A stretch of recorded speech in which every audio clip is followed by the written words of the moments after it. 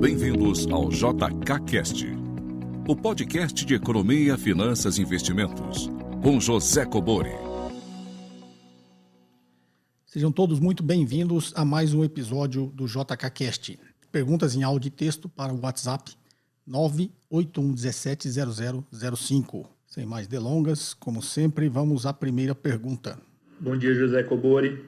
Bom, meu nome é Igor, falo de Brasília, já sou um ex-aluno seu, né? Fui aluno do Investidor de Alta Performance e da Independência Financeira, dois excelentes cursos. Eu queria ver com o senhor um pouco de como é essa questão, como são criadas as opções, né? A gente está vendo aí essa questão do short squeeze lá na GameStop e parece que um dos problemas acaba que quando você, né, tem que tentar fechar a sua posição, você não tem opção aberta, porque não vai até aquele limite, aí depois que o market maker que ele cria, que você consegue fechar, mas aí já esticou demais, a volatilidade aumentou, tudo. Então eu queria entender um pouco de como são criadas, se o senhor pudesse falar, como é criada uma opção, o que faz uma opção ser criada, porque esses market makers criam as opções e porque algumas ações têm, outras não, né? Se puder falar um pouquinho mais disso, agradeço. Obrigado e parabéns pelo conteúdo. Bem, vamos lá. Igor de Brasília, ex-aluno aqui de 2 cursos, né, Igor? Espero que você tenha realmente aproveitado e sido útil aí para você, tá? Vamos lá, como sempre, situar o pessoal, todo mundo ficar nivelado aqui na mesma página. É o que tem se falado aí nos últimos dias, né? O short squeeze da GameStop. O pessoal aqui no Brasil querendo repetir o movimento aqui com, se não me engano, a IRB, né? O Instituto de Resseguros do Brasil. Então vou situar aí esses termos técnicos para todo mundo entender. Short squeeze é um jargão do mercado quando você faz um movimento ali rápido que você influencia a oscilação no preço do ativo. Então o short squeeze aí da GameStop, para quem não sabe, a GameStop é uma empresa americana. Ela era muito tradicional de venda de games, né, em lojas físicas, que era muito popular lá atrás. Só que hoje em dia isso é visto como uma coisa arcaica, né, uma coisa que está ultrapassada. A mesma coisa se existisse ainda a Blockbuster, né, que vendia lá e alugava filmes, né, na época ainda em VHS, depois evoluiu para DVD e tal. Hoje não existe mais, porque tem os serviços de streaming aí, né? Assim como os games também hoje. Você faz tudo aí online, por streamer, baixa tudo por computador e essa loja ainda vende os games lá, nessa loja física. Então, estou comentando isso só para situar que aí tinha muito fundo grande apostando na queda, que essa empresa simplesmente ia virar pó, ia deixar de existir. Então, os grandes fundos de hedge começaram a operar vendido nessa ação da GameStop, que era tudo mais provável ali para eles era que fosse cair. E aí teve isso que o Igor falou do short squeeze, com essas ações da GameStop, né? Só que estão tentando replicar aqui, talvez não dê certo, porque nos Estados Unidos, já mais de 50 milhões de pessoas investem em bolsa de valores, já é uma coisa mais comum lá, né? Aqui no Brasil, agora que a gente chegou aí, alguns milhões aí de CPFs, está muito longe disso, tá? E por que eu estou dizendo isso? Porque tinha um grupo lá, um grupo online, não lembro, em algum aplicativo lá de rede social, que eles compartilhavam informações sobre bolsa de valores e aí, em determinado momento, esses pequenos investidores desse grupo decidiram comprar as ações dessa GameStop, né? Então, você imagina, de um lado, e eles deram prejuízo para os fundos, por isso que ficou aí, tá esse maior comentário, né, sobre esse short squeeze lá nos Estados Unidos. Então, por que aconteceu? Vou tentar explicar a dinâmica disso, tá? Os fundos começaram a operar vendido. Aí você fala, pô, mas como que você opera vendido? Em vez de você comprar um ativo, você vai lá e vende. Você fala, como que o cara vende se ele não tem? Exatamente. Se ele não tem como vender. Então, o que ele faz? Ele vai lá e aluga as ações. Tá? Então, aluga de quem? De quem detém. Grandes fundos ou pequenos fundos, né? Você mesmo, investidor individual, se quiser alugar a sua ação, só você colocar lá, ela à disposição lá, disponível para ser alugada, tá? E aí vem os interessados em alugar essa ação para poder vender, que fazem parte desse mercado. Então, esses grandes fundos alugaram muitas ações da GameStop e ficaram vendidos. E aí, quando essa ação tendia a cair, esse pequeno grupo de investidores foi lá, pequeno não, né? Porque aí essa rede era de milhares e milhares de pessoas nesse grupo aí, resolveram comprar e começaram a comprar as ações da GameStop. E isso forçou o preço para cima. Você fala, mas como eles tinham um volume tão grande assim? Primeiro que era muita gente, mas a lógica aí que eu acho que ninguém está comentando não foi nem muito isso, né? Foi porque quando você aluga a ação, imagina que você alugou a ação para o grande fundo. Aí o fundo pegou sua ação e vendeu. E aí, em algum momento, essa ação começou a dar uma osciladinha para cima. Aí você, como é o detentor da ação, você não vai querer rolar esse aluguel. Lá no dia que vencer, você não vai deixar ele disponível. Você simplesmente vai liquidar o contrato e vai pegar a ação de volta. E aí, o que o fundo tem que fazer? Quem está vendendo nele tem que fazer se não conseguir alugar essas ações? Ele tem que comprar a ação para te devolver. Como ele vendeu, ele alugou de você e vendeu. Para te devolver, ele tem que comprar para vender. Então, em algum momento, quando começou esse movimento aí, o short squeeze, começou os pequenos investidores lá a comprar as ações, ela começou a subir, todo mundo que tinha ações alugadas decidiu não rolar esse aluguel, decidiu tomar de volta essa ação. E aí os fundos que estavam todos vendidos tiveram que recomprar essas ações para devolver, ou seja, eles entraram também na ponta comprada, na ponta de compra, né? Saíram da ponta vendida, foram para a ponta de compra e isso ajudou a turbinar esse movimento para cima. Acho que chegou a bater em 1.600%, se não me engano, de alta, num curto espaço de tempo, ou seja, um short squeeze, né? Um curto espaço de tempo. E aí fica uma lição. Vários podcasts aqui, sempre que eu falo que operar vendido é uma coisa extremamente arriscada, que é você vender a descoberto, é você vender sem ter o ativo. Pode exatamente o que eu expliquei. Você não tem, você vai lá, aluga e vende. Só que quando o detentor da ação quiser de volta, você tem que comprar para devolver para ele. Então, operar vendido é sempre muito arriscado. Talvez tenha sido um descuido, uma certa presunção, prepotência dos grandes fundos, achou que isso não poderia acontecer, só que não eram ações de alta liquidez na Bolsa dos Estados Unidos. Então, qualquer movimento de ativo que não tem muita liquidez, qualquer movimento que saia daquele padrão natural de volume de negociação no dia, tende a mexer muito com o preço, porque você não tem liquidez, então entra muita gente comprando, de repente, pouca liquidez na ponta de venda, o ativo tende a subir muito. E aí ele desencadeou esse movimento, como ele começou a subir muito, mais gente quis comprar, não sei o que está acontecendo, sei que está subindo, quero comprar, né? Que a grande maioria geralmente é assim, né? Ele tá, até porque se você olhar realmente os fundamentos da empresa, não faz sentido ela tá subindo, tá? Mas começou a subir, todo mundo sempre naquele sentimento, não quero ficar fora da festa, vai lá também compra, o ativo, né, começou a disparar para cima, e os fundos estavam vendidos, teve que recomprar as ações para entregar, para devolver a ação, entraram também na ponta comprada e o troço disparou. Então, um ativo que não tem muita liquidez, é sempre bom você acompanhar. Tá? E aí são detalhes muito técnicos, né? Que acho que a cada podcast eu dou uma informação aqui que realmente é difícil a pessoa ir acumulando esse monte de informação para ter esse cuidado, né? Mas meu objetivo aqui é passar conhecimento e passar um pouquinho da minha experiência. Você olhar quando o ativo não tem muita liquidez, o volume de aluguel de ações, né? Se ela tiver um movimento, uma ação que está perdendo valor, que está caindo, de repente você consegue lá na nossa bolsa aqui no BTC, você consegue ver o volume de aluguel que tem naquelas ações. Se você comparar o volume de aluguel frente à quantidade de ações disponíveis, né, ou o free float da empresa, né? Free float da empresa é o que a empresa deixa no mercado aí, chama free float porque fica livre ali para negociação. Então, de repente, o volume de ações disponíveis frente ao volume de ações que estão alugadas é um sinal ali que um movimento desse pode acontecer, um short squeeze, né? Que vai exatamente o que aconteceu com a GameStop. Então, essa explicação toda, Igor, só para te explicar agora que você realmente perguntou, né? Você citou isso, eu quis situar aqui o pessoal. Então, você perguntou aí como que uma ação é criada, né? Como que ela passa a existir.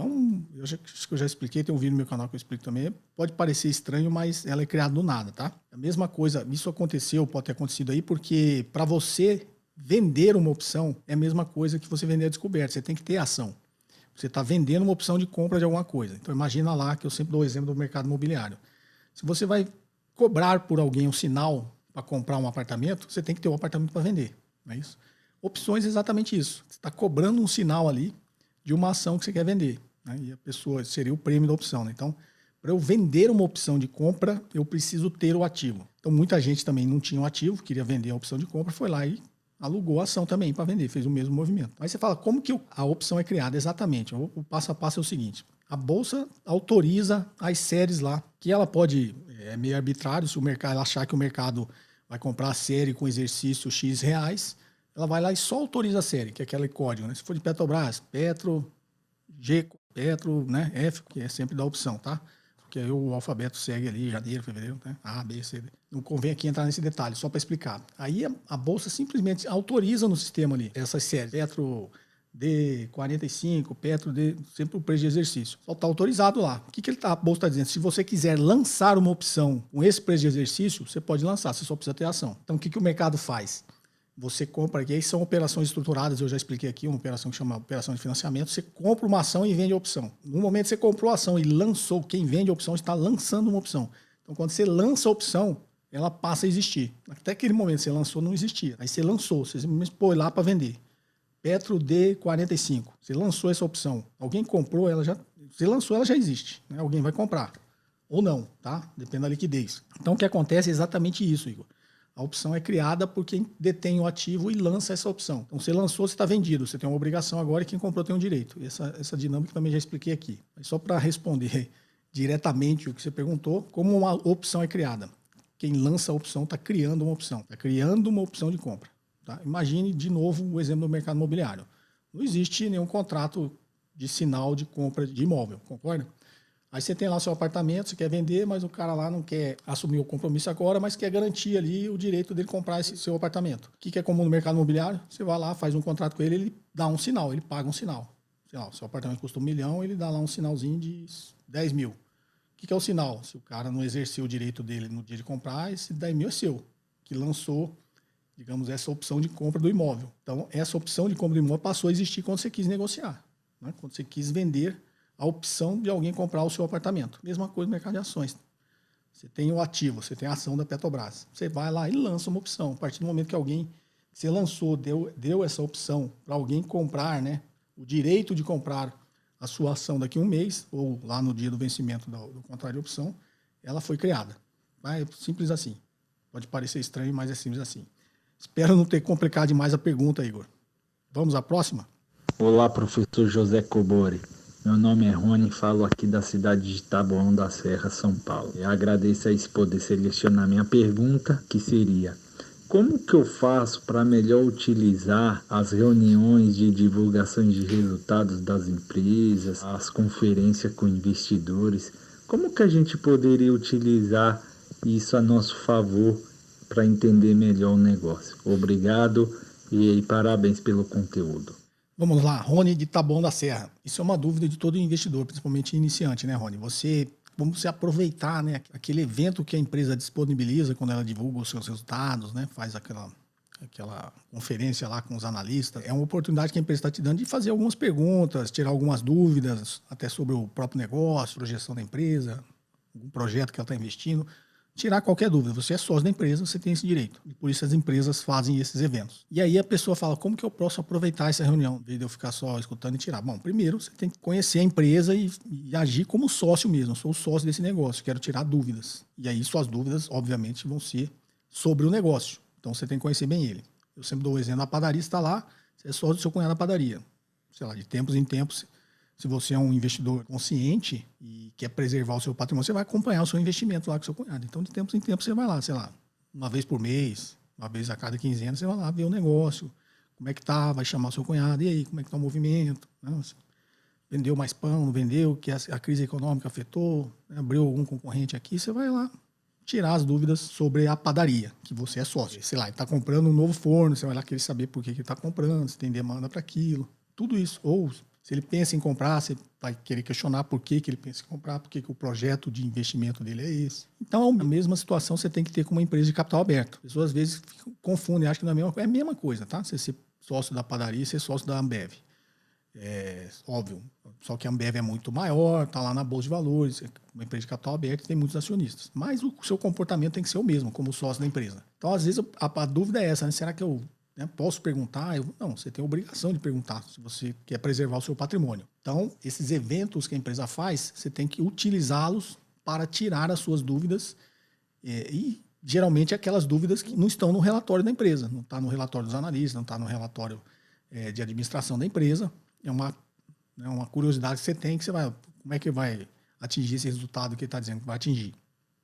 Então, você tem que utilizar para esse motivo. Vou dar um exemplo pessoal meu de muito tempo atrás, que a dinâmica é a mesma, mas nesse caso eu fui na empresa. Você, como investidor, você tem direito de ir na empresa também, tá lá na área de RI, lá com investidores e tirar suas dúvidas. Só como a empresa centraliza esse evento, todo mundo usa o evento para tirar dúvida. Mas se você quiser, você pode ir, tá? Só você marcar com a empresa, estou indo visitar a empresa, quero sou acionista, quero conhecer e tirar algumas dúvidas aí com o pessoal de RI. Nesse caso, na época eu era parceiro de um banco de investimentos e eu fazia questão, né, de ir nessas visitas que os analistas faziam. Eu era um parceiro, não era analista, mas era um parceiro. E pelos conhecimentos que eu tinha, eu gostava de visitar as empresas. Até conhecimentos de negócio que eu utilizava muito para isso, né? Eu já comentei aqui que eu fui executivo de uma multinacional durante muito tempo. Então eu tinha muito conhecimento nesse negócio do que eu brinco do chão de fábrica, né, do dia a dia. E aí eu queria tirar dúvidas básicas, assim, que a maioria dos analistas não se atentam para isso, né? Porque o analista geralmente ele sabe muito na teoria, mas nunca trabalhou numa empresa, nunca foi chão de fábrica lá. E aí nessa época nós éramos o maior acionistas, fora o controlador, de uma empresa de transportes, lá no sul, lá em Caxias do Sul. Não vou comentar o nome aqui, mas vocês devem imaginar por uma questão de confidencialidade. E aí passamos lá, como éramos os maiores acionistas, passamos 3 dias na empresa. Você é um maior acionista, geralmente você tem uma atenção melhor, né? Do próprio presidente da empresa, da diretoria, você tira a dúvida se você quiser. E esses 3 dias que nós passamos lá, lá pelo segundo, terceiro dia, eu já tinha uma série de perguntas a fazer que eu não tinha visto respostas em lugar nenhum, nem na própria reunião que a gente estava fazendo. Que a empresa tinha um projeto no ano seguinte ela crescer 20% nas vendas. E fez toda a projeção e tal, e estava ali. Então, geralmente, quando você vê no relatório, está lá. O cara até fala de um projeto, né, que ele tem, de investimento e tal, mas muitas vezes não está com o detalhe que você gostaria que estivesse. E aí você aproveita essa oportunidade para entrar nesse detalhe. E eu entrei nesse detalhe. Ele ia crescer 20% nas vendas, eu queria saber por quê. Ele falou, não, nós temos um novo projeto aqui de carroceria. Aí eu queria saber que projeto era. Eles me levaram até, mostraram, né, a produção dessa nova carroceria. E aí eu queria entender por que eles achavam que essa nova carroceria ia vender 20% a mais do que a outra. Porque para você vender 20% a mais, alguém dos seus concorrentes tem que estar vendendo a menos. Se você vai crescer a sua participação de mercado em 20%, eu estou falando aumento de vendas, não muito necessariamente a mesma relação com market share, tá? Mas se você está prevendo que você vai crescer mais do que vai crescer a economia, isso é matemática. A economia vai crescer 3%, o meu setor de transporte vai crescer 5%. E minha empresa, eu falo que eu vou crescer 20%, para eu crescer mais do que vai crescer o setor, eu estou tomando o mercado de alguém, estou aumentando meu market share. E aí eu tinha essa dúvida, o que faz você acreditar que você vai ganhar participação de mercado, que você vai vender mais do que o seu concorrente? Não tem milagre. Foi até o questionamento que eu fiz, né? Não tem milagre. Só tem 2 situações, ou o seu preço é menor, ou melhor, né? Tem o conceito de preço melhor também, mas vamos nos ater aqui menor. Então, ou o seu preço é melhor ou menor, ou o seu produto é melhor. Se você mantiver o seu mesmo produto para você tomar mercado, você tem que diminuir o preço. Se você vai aumentar as suas vendas porque você vai aumentar o preço, o seu produto tem que ser melhor. Então, a alternativa que eu questionei falar, ou o seu produto é melhor ou o seu preço é menor, né? E aí, lá no chão de fábrica mesmo, me mostrando a carroceria, ele foi me dando os detalhes técnicos, porque ele acreditava naquilo. E o detalhe técnico é que ele desenvolveu uma carroceria com um material novo, que não era do material tradicional, era um material mais leve, mais resistente, uma tecnologia melhor. Imagine, sei lá, não é o caso, tá? Só para ilustrar. Você vai pegar vidro e fazer uma cobertura na sua casa de vidro. O vidro tem um certo preço, uma certa resistência e um certo peso. E aí, hoje existe lá o policarbonato. Ele é mais resistente, mais leve, porém mais caro, porque tem suas vantagens. Então, a carroceria lá é a mesma coisa, né? A carroceria era de aço ou de madeira, e ele desenvolveu um material novo, material sintético ali, à base de PVC, de acrílico, que ia tornar a carroceria mais leve. Como ia tornar a carroceria mais leve, o caminhoneiro lá, ou a empresa de transporte, ia ter ganhos, porque a carroceria mais leve consome menos combustível. Logo, se a empresa vai ter ganhos, né, em comprar uma carroceria com a tecnologia melhor, mais leve, ele está disposto a pagar um pouquinho mais por essa carroceria. Então, ele ia ter um novo produto, uma nova carroceria com a tecnologia melhor, que ia vender mais, porque ele ia aumentar. Não só ia vender mais em quantidade, mas ele ia aumentar o preço do negócio para vender. E aí, aquela explicação, com outros detalhes lá que me deu, me convenceu que realmente ele tinha potencial de crescer 20% no ano seguinte. Foi o que aconteceu, tá? Ele cresceu até mais. A gente acreditou naquilo e ele cresceu até mais no ano seguinte. Então, esses detalhes, eu dei esse exemplo, você ter esses detalhes, né? Então, você está investindo em alguma empresa, sei lá, você está investindo, eu dei o exemplo aqui da Ambev, você tem que conhecer o negócio da Ambev, negócio de bebidas, onde estão as plantas industriais da Ambev, quanto que ele vende lá fora, quais são as marcas que a Ambev detém, não é isso? Quem são os concorrentes da Ambev? Tá? Então, sei lá, a Heineken é concorrente da Ambev, a outra cerveja é concorrente da... Tem que entender o que é isso aí. Se a Ambev está projetando um crescimento, você tem que entender por que ela vai crescer. A economia vai crescer, vai ter um crescimento econômico, não vai? O setor dele está crescendo, ele vai crescer mais do que o setor, por que ele vai crescer mais? Todas essas respostas têm que vir, tá? E aí, essas dúvidas que você tiver, é as dúvidas que você vai levar nessa conferência aí com os analistas, nessa reunião com os analistas, você vai fazer esse tipo de pergunta, tá ok? Se não responder na hora, geralmente eles sempre respondem. Você envia a pergunta, pode não responder lá no evento, mas depois, por escrito, a área de RI da empresa costuma responder. Espero ter te ajudado. Novamente, espero não ter complicado, né? Uma resposta bastante longa. Mas vamos lá, a próxima. Olá, professor. Aqui quem fala é o Gleidson, de São Luís do Maranhão. A minha dúvida é a respeito da relação entre a taxa de juros e recessão no país. É porque eu ouvi a seguinte declaração: quando a taxa de juros de curto prazo é maior do que a taxa de juros de longo prazo, isso é sinônimo de que vai haver uma recessão. Essa frase eu ouvi aí num vídeo na internet do investidor Ivan Santana. Fiquei na dúvida, não consegui compreender. Se eu pudesse explicar para nós, eu agradeço. Gleidson, vamos lá, Gleidson. Eu vou só ilustrar aqui, mas eu vou pedir para pôr um link aqui na descrição, que tem um vídeo de um podcast, inclusive, que eu explico em detalhes exatamente essa sua dúvida, tá? Por que a gente chama de uma inversão na curva de juros está preconizando uma recessão. A lógica, exatamente a lógica, bem explicadinha. Por que a curva de juros, primeiro, por que a curva de juros se inverte e por que quando ela se inverte, ela sinaliza uma recessão. Então, o link vai estar aqui na descrição. Descrição não, vou pedir para pôr no card aqui em cima. Mesmo que vocês tenham visto, que quiserem rever, é só assistir o vídeo aqui. E aí, até tirando a curiosidade, se for o Ivan Santana, o conhecido investidor Ivan Santana, eu até li um livro dele muito antigo, chama Mercadores da Noite. Deve ser o Ivan Santana, até o livro está até a capa já desfeita, é a primeira versão do livro. Mas é isso aí que você vai ver aqui, você vai ver que a explicação é bem legal e vai explicar exatamente a sua dúvida. Tá joia? Vamos à próxima? Olá, professor José Cobori, aqui Adriano de Curitiba. Parabéns pelo trabalho, eu também sou professor e admiro muito a sua didática e a sua forma de transmitir o conhecimento, coisas complexas que o senhor consegue simplificar. A minha dúvida é em relação a esse excesso de liquidez, essa injeção de dinheiro que os governos fizeram, uma parte justificável, né, porque as pessoas que de baixa renda precisavam sobreviver e passar essa crise. Isso ajudou a sustentar a economia e a sustentar essas pessoas, mas uma grande parte dessa liquidez foi parar na mão de pessoas que já tinham dinheiro, que pode explicar o inflacionamento dos preços dos ativos, né, em bolsa. E aí a minha pergunta é se o senhor acha que uma forma de corrigir essa concentração devido ao excesso de liquidez seria uma correção na cobrança de imposto, né, impostos mais progressivos.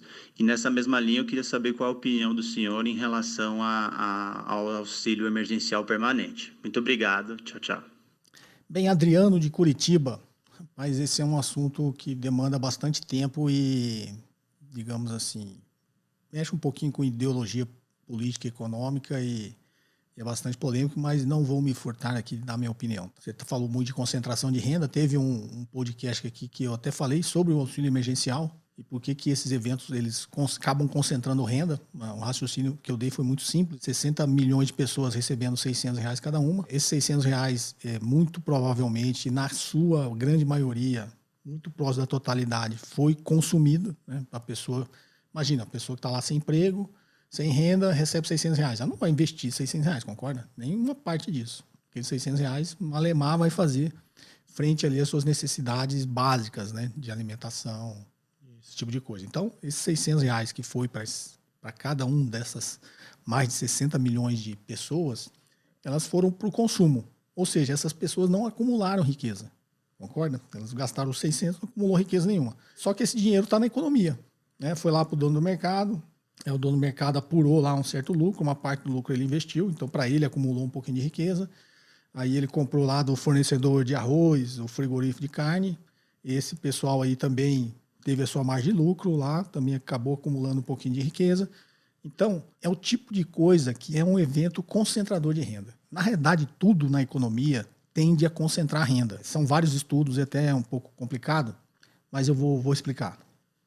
Como eu disse, a economia é complexa, são muitas variáveis, inclusive para explicar esse ponto de vista de ideologia econômica. Eu sempre falo sobre isso, né, sobre o ponto de vista liberal, sobre o ponto de vista mais ortodoxo, sobre o Keynes, né, sobre esse tipo de coisa, porque você tem que ser bastante antenado e atualizado na sua cultura, não só econômica, né, mas a gente está falando de ciências sociais e ciências humanas. Vou falar logo da renda básica, tá? Para tentar explicar por que eu sou favorável, tá? Apesar de ter raízes liberais, não sou nenhum ignorante ultraliberal e muito longe de ser um liberal radical, mas sou um liberal que lê Keynes e concorda com muita coisa que ele diz. E o mundo tem mudado seus paradigmas, por isso que eu falo que você tem que se manter sempre bem atualizado. Então vamos lá, tem um estudo, para quem já tem um ensino aí, teve estatística na graduação, ou até no ensino médio, eu acho que tem um pouquinho de estatística, tem sempre os estudos de probabilidades, porque eu vou linkar esse estudo de estatística com o que eu quero falar. Tem alguns estudos de probabilidades, e no caso, como a gente está falando de concentração, de as coisas cada vez se concentrar mais. Tem um matemático búlgaro, chama George Polya, né? Então o George Polya ele desenvolveu um estudo que hoje é conhecido como a urna de Polya, que até no ensino básico, acho que a gente faz esse tipo de exercício lá quando a gente está no ensino médio, e depois para quem vai para a graduação e pega um pouquinho mais estatística, matemática, mas eu acho que isso aí deve ensinar até no ensino médio, que eu me lembro que eu era muito novo quando eu vi isso a primeira vez. Então você pega um potinho, chama urna de Polya porque o pote é uma urna, e aí você põe lá 50 bolas pretas e 50 bolas vermelhas, né? Ou seja, 50% de cada um. E aí você tem uma regrinha que é o seguinte, você vai lá, põe a mão, tira uma bolinha. A cor que sair a bolinha, você devolve ela e mais uma. Então peguei uma bolinha vermelha, devolvo uma bolinha vermelha, mais uma bola vermelha. Vou fazendo isso várias vezes. O que esse estudo do George Polya mostrou? Que aí ele evolui, tá, para vantagem cumulativa, que aí já está um pouquinho mais no campo aí da economia, evolui também esse raciocínio para passeios aleatórios, só que isso é muito complicado para explicar aqui. Eu vou explicar dessa forma que fica mais fácil de entender. Então, nesse experimento do George Polya, você tirou a bola vermelha, se é vermelha, você devolve ela e devolve mais uma bola vermelha. Se for uma preta, você tirou, devolve ela e devolve mais uma. Quando você fizer isso várias vezes, o que o estudo comprova? Que é um estudo de probabilidades, tá, gente? Se você tirar uma bola vermelha primeiro e devolver ela mais uma bola vermelha, vai ter uma bola vermelha a mais do que pretas. Então, a probabilidade da vermelha sair de novo aumentou. E aí você vai lá e tira de novo uma bola da urna de novo. Saiu outra vermelha, você devolve ela e mais uma. E assim sucessivamente você vai fazendo. O estudo mostra que, e aí evolui para vários estudos, né, de concentração, que fala quem sair mais durante as primeiras retiradas vai sempre ter uma maior probabilidade e a tendência é que cada vez se concentre mais nessa cor, no caso aqui das bolas, né? Então, se saiu mais bolas vermelhas no início, a tendência é que cada vez eu concentre mais bolas vermelhas dentro da urna. De algum modo, em algum momento, eu vou ter lá 99% de bolinhas vermelhas e 1% de bolinhas pretas. Então, isso é um estudo estatístico de probabilidade que mostra que tudo, não é só em economia, tem a tendência de se concentrar, tá? De gerar concentração. Por que eu estou falando isso? Porque a gente está falando de concentração de renda, né? E ó que interessante o estudo. Quem sai na frente, no caso aqui das bolinhas, se as primeiras enfiadas de mão que eu der na urna e tirar, a maioria for vermelha que eu tirar, eu vou concentrar com o tempo tudo mais no vermelho. Se for preta, vai ser o inverso. A conclusão do estudo é o seguinte: sair na frente é uma vantagem. Começar bem é uma vantagem dentro desse estudo. Agora eu trago isso para a economia, para as ciências sociais aqui. O que eu estou dizendo? Quem sai na frente sempre vai ter uma vantagem. Esse raciocínio meu pode evoluir aqui e ficar uma hora falando, tá? Mas vamos lá. Quando eu falo quem sai na frente, para chegar no ponto da renda básica, né? Mas tudo em economia é assim, tá? Então, eu saí na frente. Eu nasci numa família, sei lá, classe média, podia ser classe média abaixo, mas era classe média. Eu não precisava trabalhar para comer, para estudar. Eu tinha uma família, meus pais podiam pagar meu estudo e eu necessariamente não precisava trabalhar. Eu comecei a trabalhar muito novo porque eu queria, não por necessidade, que eu já falei aqui algumas vezes. Então eu saí na frente da maioria da população que não nasceu nessa condição. Concorda? Ela nasceu numa condição que ela precisava trabalhar, às vezes não tinha o pai, não tinha a mãe, família muito pobre, então tinha que ajudar no sustento da família, tinha que trabalhar, e aí como trabalhava tinha que abrir mão de estudar. O que eu estou dizendo? Entendeu? Como eu saí na frente, eu tenho uma tendência de ficar cada vez melhor do que quem saiu atrás. E quem saiu atrás tem uma tendência de ficar cada vez pior. Volta lá na urna de Polya. Eu saí na frente, eu vou ser cada vez melhor. Então a bolinha vermelha saiu na frente, ela vai ser cada vez maior a concentração dela. E a bolinha preta saiu atrás, ela vai ser cada vez menor. Então eu parto de uma situação de 50%, 50%, posso chegar numa situação de 1%, 99%. Então eu estou dizendo aqui sob o ponto de vista que as pessoas falam que é meritocracia. Não existe meritocracia num sistema desse, tá, gente? Eu estou falando até contra o meu próprio exemplo. Eu não posso achar que eu estou aqui agora, tenho o conhecimento que eu tenho o patrimônio que eu tenho, só porque meritocracia, porque eu sou um gênio. Não, eu tive, né, eu saí numa vantagem, tá? Frente às outras pessoas. A grande maioria das pessoas. Óbvio, teve gente que saiu numa vantagem maior que a minha. Mas, dentro do espectro da nossa sociedade aqui, eu saí na frente. Então, eu não posso ser cego de falar, não, isso é meritocracia, né? Eu me dei bem por mérito próprio. O outro se deu mal por mérito próprio também, ele não quis se dar bem. Não, eu saí na frente, tá? Então, esse estudo mostra isso. Se eu evoluir para a empresa, vai falar a mesma coisa. As empresas cada vez maiores, e eu trabalhei com fusões e aquisições, né? As empresas cada vez maiores têm uma tendência de ficar cada vez maiores. Elas começam a comprar as menores e vai ficando cada vez maiores. E as empresas que saíram numa desvantagem inicial ali, ela tem uma tendência de sofrer mais. Tem as exceções, né, das empresas que se dão bem, mas a regra é que elas sejam cada vez menores e até sumam do mercado, não falir, esse tipo de coisa. Né? Para isso, existem as agências antitrust. Existe o CAD. Né? O CAD, inclusive, superintendente, meu amigo Alexandre Cordeiro, vou até mandar esse vídeo para ele, porque tem muita coisa que acontece no mercado, acontece na economia, são as agências antitrust, que é a mão que vai lá e tenta igualar o negócio. Imagine no nosso exemplo da urna, é uma mãozinha que vai lá, opa, você tirou a vermelha, não, devolve aqui, pega uma preta. Né? Como se fosse uma intervenção ali de alguém de fora. No caso do CAD, é uma agência, é o Estado. É o que eu estou dizendo. O Estado, a gente sempre fala aqui de Estado mínimo, máximo, Estado necessário. O Estado é necessário nesse ponto. Para o quê? Para equilibrar o jogo. Não é isso? Então, quando uma empresa começa a crescer demais e ela vai criar uma concentração, por isso chama atos de concentração, né? Quando o CAD estuda, vai criar uma concentração que vai, na realidade, torná-la cada vez maior, cada vez mais poderosa e vai fazer com que ela desequilibre o jogo, que ela tem tanto poder de mercado que vai poder cobrar mais dos seus clientes, vai poder pagar menos para os seus fornecedores, então ela vai desequilibrar o jogo. Nessa hora entra lá a agência antitrust e fala, opa, a partir daqui você não pode, ou a partir daqui você vai ter alguns remédios aqui. É a mão do Estado entrando lá, intervindo nesse processo que, se deixar um processo natural, é um processo que tende a se concentrar cada vez mais. Dando novamente o exemplo do estudo aqui da UNA, do George Polya. Então aqui eu já citei o negócio de empresa. Então, nas empresas o que acontece? Quem que vai lá e tenta equilibrar o jogo? É o Estado, tá, gente?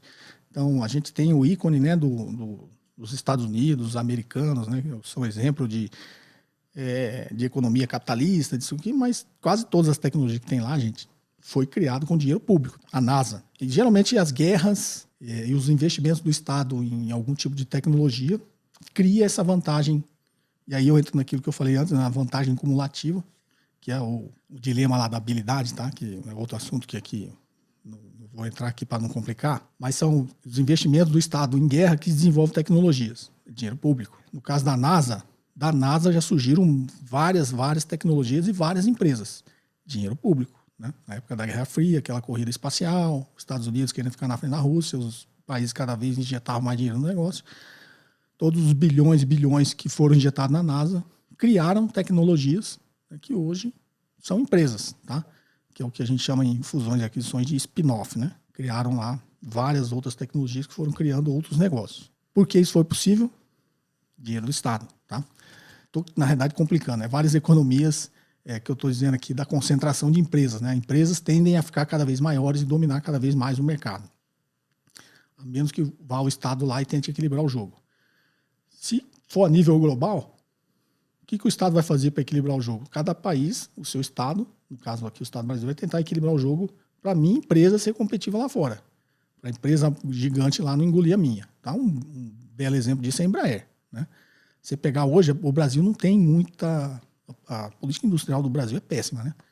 Então, se você pegar alguns exemplos que a gente tem, você vê que foi dinheiro público que foi colocado ali no início. A gente viu aí o Mercedes fechou uma planta, a Ford fechou agora, ficou mais na mídia, mas a Sony já tinha fechado a fábrica de televisores. Por que eles fecham? A Ford fechou. E a gente não agrega nada para a Ford. O Brasil só monta carro. O Brasil não tem tecnologia. Os carros são criados lá, o design é criado lá, a tecnologia é criada lá.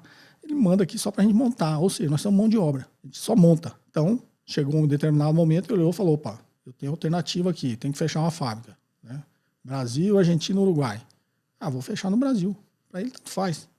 Você só monta o carro. Você não está agregando valor nenhum no negócio, entendeu? E a gente, né, não quis lá atrás privilegiar a indústria automobilística nacional. No caso da Embraer, a Embraer foi criada, inclusive no ano que eu nasci, 1969, a Embraer foi criada como uma empresa estatal, deixou de ser estatal só na década de 90, foi privatizada. Mas esse start inicial, que a empresa começou a criar os seus aviões, contratou os melhores profissionais, desenvolveu tecnologia, teve injeção de dinheiro estatal lá, dinheiro público. Se fosse privado, não existia, gente. São projetos de longo prazo. Não tinha dinheiro suficiente, não tinha conta de finanças, de retorno sobre o capital suficiente para manter uma empresa dessa no início. Então, nessas horas, o dinheiro público faz a diferença. Tanto que hoje, né, a Embraer é uma empresa de tecnologia reconhecida que compete lá fora. Agora, privatizou, está em dificuldade, né? Então, fez essa fusão com a Boeing, não deu certo. Estão tentando ver outra alternativa. Então, a própria Boeing, né? A Boeing foi criada com dinheiro público, injeção maciço de dinheiro militar, né? Para desenvolver aviões, que criou a empresa que a Boeing é hoje. Então, você pegar todos os exemplos, tem esse lado da mão do Estado ali tentando equilibrar o jogo. Quando você fala de renda básica, é o mão do Estado tentando equilibrar o jogo. Eu não posso querer que a pessoa que está lá na subsistência, que está lá lutando para poder almoçar e acabou de almoçar, tem que lutar para poder jantar, que ela tenha a mesma capacidade de se dar bem na vida do que eu, do que meu filho, que o filho de vocês. Não tem, gente. Então, a renda básica é o seguinte, está aqui o mínimo para você sair jogando. É como se nessa corrida nossa, uma corrida de 5 mil metros, eu já saísse lá nos 2 mil metros. Já saísse com 2 mil metros de vantagem. O que o Estado está fazendo aqui? Está tentando pegar esse cara que está aqui no marco zero e botar um pouquinho mais perto de mim lá. Não vai, tá? Renda básica não vai chegar muito perto, mas pelo menos, vou dar essa arrancada aqui, essa acelerada inicial para você, e depois você pega a velocidade e tenta ir mais para frente. Por quê? Porque se eu não tentar equilibrar esse jogo que é desequilibrado, a sociedade não evolui, o crescimento econômico não evolui. Isso é bom para a economia, tá, gente? Isso não é os ignorantes que já levam para o outro lado, que não deve estar nem entendendo o que eu estou falando, que já acha que é comunismo, pensa que eu estou longe de ser socialista comunista. Mas eu penso, tá? E a gente não pode ser radical. De pegar, porque agora a internet é assim, né? O cara entra com um discurso aqui, ele não sabe nem o que ele está falando, mas ele adota aquilo lá e sai repetindo. Então muita gente fala de meritocracia, tá na moda, né? Todo lugar que você vai, nego fala de meritocracia. Vocês acreditam mesmo que isso é meritocracia? Que as pessoas, a grande maioria das pessoas que vencem na vida, foi só por mérito próprio? Não foi, ele saiu em vantagem, gente, tá? Então, essa consciência a gente tem que ter. Não vou me alongar demais, porque eu vou defender a renda básica aqui. Eu tenho um monte de argumento para defender, mas fica aqui primeiro só esse aqui. De repente, em outro podcast eu evolua mais, mas fica só esse, sem muita teoria, só com esses exemplos aqui, que são exemplos teóricos, para explicar por que tem que ter um reequilíbrio nesse jogo aí, que a tendência é a gente concentrar cada vez mais riqueza em quem é mais rico. Essa é a minha opinião. E ela é fruto de muita leitura e muita experiência, tá? Espero que eu tenha respondido a sua pergunta. E hoje eu estou me alongando demais nas perguntas, né? Vamos para a próxima? Boa tarde, professor Cobori. Aqui quem fala é Matheus, de Canoas, Rio Grande do Sul. Eu faz um tempo já acompanho o canal do senhor, acompanho sempre o podcast, tenho o livro do senhor. E como todos os que mandam perguntas, primeiramente gostaria de parabenizar o senhor pelo conteúdo de excelente qualidade que o senhor sempre entrega para os ouvintes e leitores. Professor, a minha dúvida é quanto ao valuation na parte do cálculo do CAPM, especialmente no fator da diferença da rentabilidade da renda variável para a renda fixa, né? Quando a gente pega um histórico do Ibovespa e com as taxas de juros altas que eram praticadas há poucos anos atrás, a gente vê que em alguns anos o Ibovespa, digamos, perdeu para a renda fixa, né? Então eu queria saber exatamente como é que o senhor faz esse cálculo. Quantos anos o senhor pega? Se o senhor pega o primeiro e o último ano e faz como se fosse uma simples diferença para calcular um retorno do Ibovespa, por exemplo, nos pontos, ou se o senhor calcula ano a ano e faz digamos, uma média das variações. Eu já vi um modelo também que utiliza a variação do SP500 para os bonds americanos e depois corrige pela diferença da taxa da inflação. Então eu acho que o cálculo desse fator tem algumas variáveis aí que eu gostaria de elucidar um pouco melhor. Muito obrigado e que o senhor continue fazendo esse trabalho maravilhoso de educação financeira que é tão importante aí para os investidores. Um abraço. Bem, Matheus, de Canoas, no Rio Grande do Sul. Sempre tem participação aqui do pessoal do Sul aqui. Fico muito feliz. Tinha uma época da minha vida que eu era executivo, eu ia para Porto Alegre e Curitiba quase toda semana. E viajar o Brasil todo, mas e gosto de todos os lugares, tá? Eu fui executivo, morei em vários lugares e as pessoas sempre perguntam, pô, mas ali é ruim, ali. Eu gostei de todos os lugares que eu morei, tá? Então vamos lá. Matheus de Canoas, minha querida Rio Grande do Sul. Deixa eu te explicar aqui. Você fez uma pergunta longa, teve uma certa confusãozinha aí, mas eu entendi. Você quer saber, pelo modelo do CAPM, como é que se encontra o retorno de mercado e o retorno livre de risco, né? Que está lá naquela fórmula, para quem lembra. CAPM quer dizer Capital Asset Price Model, né? O modelo de precificação de ativos que você utiliza para achar o custo do capital próprio. Então, o CAPM é igual o retorno esperado de um ativo é o retorno livre de risco mais o beta do ativo vezes o retorno de mercado menos o retorno livre de risco. Você quer saber onde se encontra esse retorno de mercado e retorno livre de risco e como que você faz essa conta. A conta é simples, você vê o retorno que teve, se você olhar para o Ibovespa, você vê o retorno que teve em 10 anos. Qual foi o retorno do Ibovespa em 10 anos? Você sempre tem que pegar uma série histórica maior, tá, Matheus?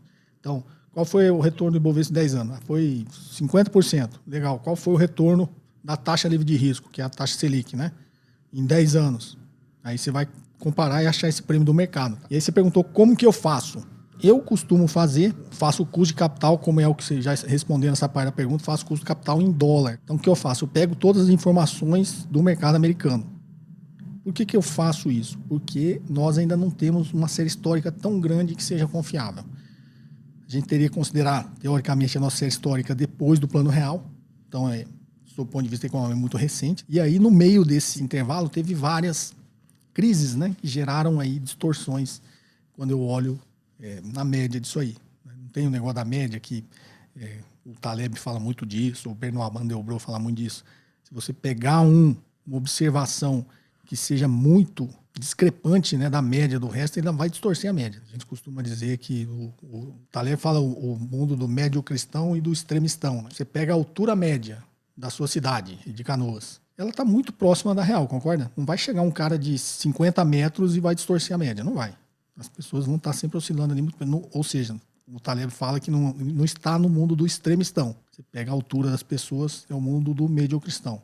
Aí você vai no mundo do extremistão, pega a mesma coisa, tá? A renda média aí da sua cidade de Canoas, dos moradores aí de Canoas. Vai dar uma renda média X. Tem muita gente que é discrepante, mas digamos que o Jeff Bezos vai morar em Canoas. O cara tem um patrimônio de 100 e tantos bilhões de dólares. Ele vai distorcer completamente a média do rendimento aí da sua média da sua cidade. Então, ele está no mundo do extremistão, tá? Porque uma observação só vai distorcer toda a média. Para que eu estou dando esses exemplos? Eu vou meio divagando, né? Por que eu estou dando esse exemplo? Se você pegar uma média histórica do Ibovespa depois do Plano Real, vão ter observações nesse meio que vai distorcer a média. Então, eu não pego, tá? O que eu faço? Eu pego todos os dados, faço o custo de capital nominal em dólar e depois eu trago o custo de capital nominal em reais, que é o que você falou aí. Então, eu entro num site da Modal. Eu não sei se você fez meus cursos, Matheus, mas em vários deles, inclusive essa semana eu abri uma nova turma do Investidor de Alta Performance, né? Tem quase 10 meses que teve a última turma e tinha muita demanda pedindo eu abrir essa nova turma do Investidor de Alta Performance e lá começou sobre ações e eu ensino bem detalhado isso, tá? Inclusive nas aulas de hands-on que eu faço valuation lá para os alunos verem, faço do início ao fim, uma aula só que tem, óbvio, 1h30 de aula, faço do início ao fim o valuation de uma empresa e aí eu mostro exatamente lá onde eu entro no site da Modarão, onde tem todas as informações, pego o retorno livre de risco. Lá ele tem série histórica de 60 anos, 90 anos. Tá? Geralmente eu pego a de 60 anos. E aí já tem informação, qual que é o retorno do Standard Poor's 500 de 60 anos. E aí, óbvio, eu tenho que pegar o retorno livre de risco de 60 anos. E aí eu faço todo esse custo, essa formulazinha, faço esse custo de capital nominal em dólar. Depois eu transformo ele em real. Como eu faço? Relação de Fisher. Né? Tiro a inflação americana e coloco a inflação brasileira. E aí eu chego ao custo de capital nominal em reais.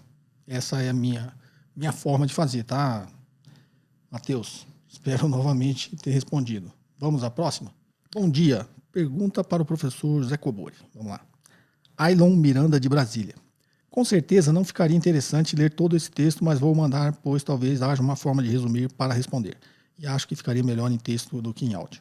Tenho certeza que essa pergunta é uma palestra, como você costuma referir. KKK. Mas desde já, obrigado pelos ensinamentos. Porque quando tem essas perguntas longas, né, tanto em áudio quanto em texto, eu falo, isso aqui não é uma pergunta, isso é uma palestra.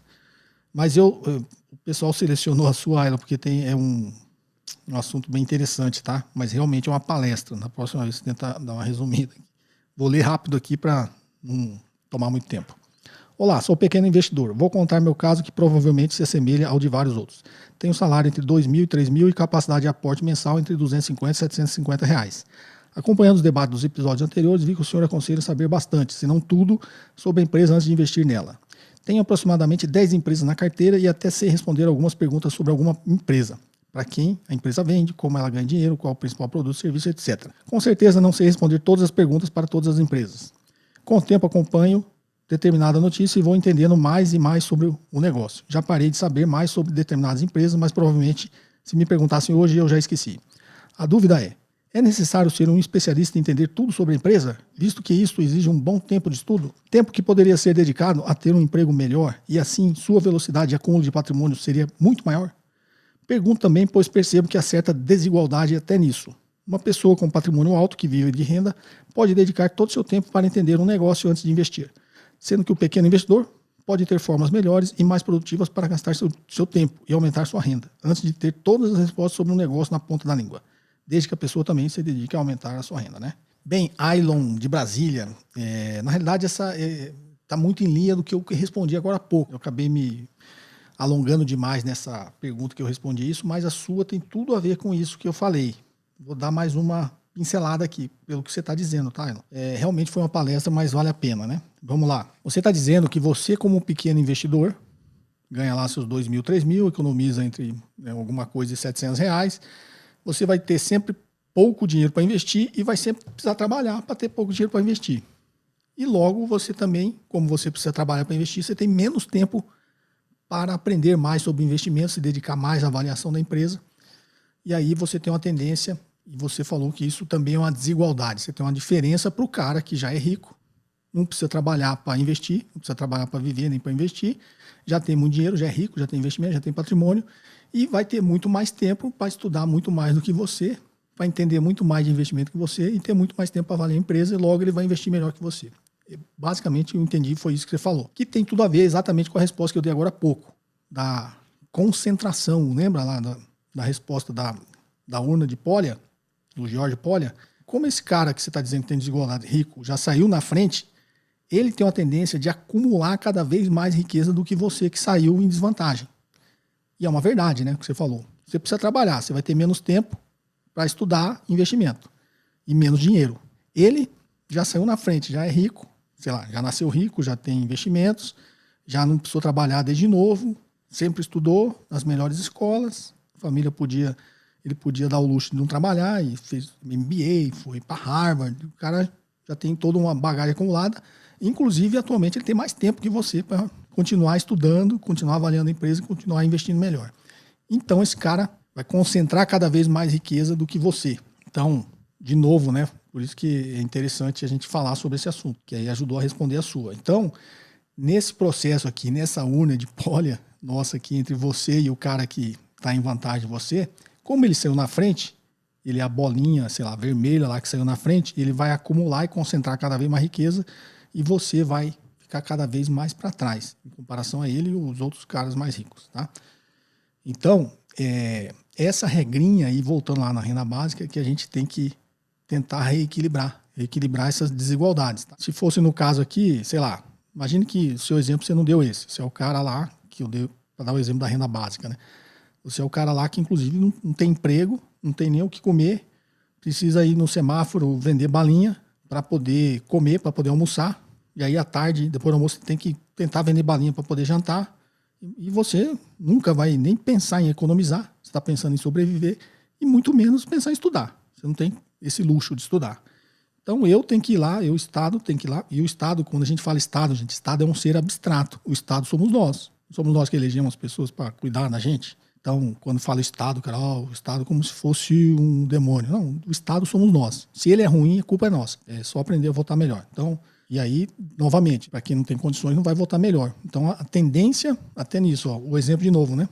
Como a nossa educação é muito ruim, nosso nível educacional é muito ruim, a gente tem tendência de cada vez ficar pior em termos educacional e cada vez eleger pessoas piores, né? Novamente, a urna de poli aí, gerando essa desigualdade. Então, nós, o Estado, o que a gente tem que fazer? Se a gente entrar nesse jogo aqui, tentar reequilibrar, tentar chegar para o Ailon e falar, olha, não precisa mais vender balinha para almoçar nem jantar. Toma aqui, estou te dando uma renda básica. Pelo menos almoçar e jantar você não precisa mais se preocupar. Então, eu já tentei dar uma reequilibrada, concorda? Já te dei uma renda básica. Aí você agora fala, opa, não preciso ficar no semáforo, não preciso vender balinha, tem uma renda básica, dá para eu comer um mês inteiro com essa renda aqui. Pô, vou dedicar meu tempo agora para estudar. Vou dar uma estudadinha aqui para ver se eu melhoro, se eu arrumo um emprego. Porque também as pessoas partem do pressuposto, geralmente as pessoas que têm muita vantagem, elas partem do pressuposto que a pessoa vai receber a renda básica e não vai trabalhar. Tem exceções? Lógico que tem. Tem um cara que vai receber e não vai. Mas a grande maioria do povo brasileiro, e não é só do povo brasileiro, os países que fizeram isso e deram certo, são exemplos hoje. Então, a grande maioria do ser humano, na sua maioria, ela vai receber a renda básica e vai querer melhorar de vida, vai querer estudar, vai querer arrumar um emprego, vai querer melhorar. Então, ao dar esse empurrãozinho, esse reequilíbrio nesse jogo aqui, entre você e o cara lá que é rico e sabe investir, eu estou te fornecendo uma renda básica, falando assim, Ailon, agora você usa seu tempo, dá uma estudadinha aí, tenta melhorar, arruma um emprego melhor. Quando você não conseguir isso, toma aqui uma renda básica para você sobreviver. E aí fala assim, renda básica universal, vitalícia, aí, com imposto progressivo, né? Tipo, você recebe e o cara rico recebe também. Só que ele devolve tudo para o Estado em forma de imposto e você não paga imposto, né?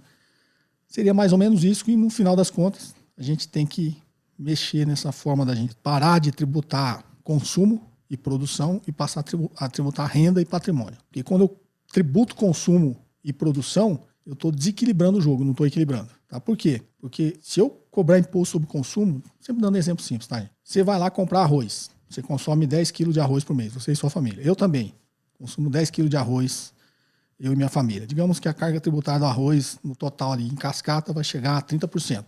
Então, sei lá, você gasta R$100 de arroz por mês. R$30 você está pagando imposto no consumo. Eu gasto R$100 de arroz por mês. R$30 eu estou gastando de imposto. R$30 faz diferença para mim? Zero, nenhuma. R$30 para um cara que ganha salário mínimo faz diferença? Toda a diferença. Estou falando só sobre um produto, tá?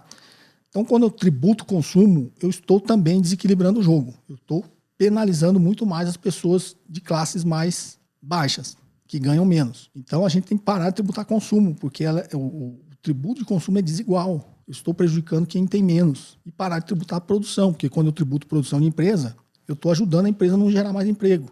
Eu estou inviabilizando o negócio da empresa. Então, parar de tributar consumo e produção e passar a tributar mais renda e patrimônio, tá? Isso é um primeiro passo que a gente tem que fazer para tentar reequilibrar o jogo.